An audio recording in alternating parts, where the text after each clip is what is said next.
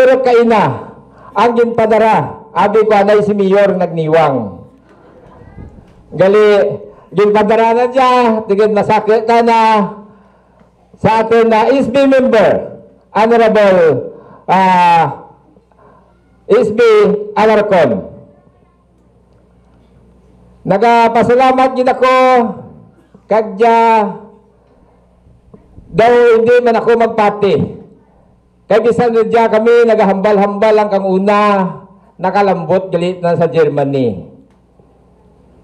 Diyan daw bulawan ang amon nga baton ka dyan sa amon tagipusoon sa gintugro kang atin nga mabulawanon man nga tagipusoon sa persona kang atin local economic development manager sa person ni Jimmy Ramos. Thank you sir sa imong pagbulig gid dyan.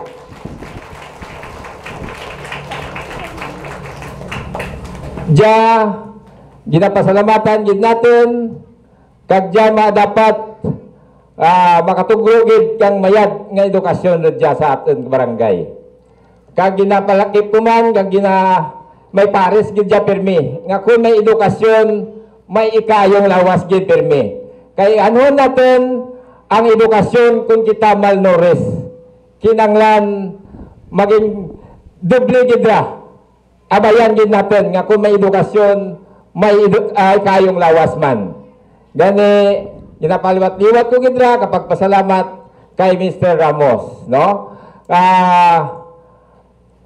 It's nagatugugid, no? Kag reveals a little progress dyan sa may Barangay Esperanza. Kag no?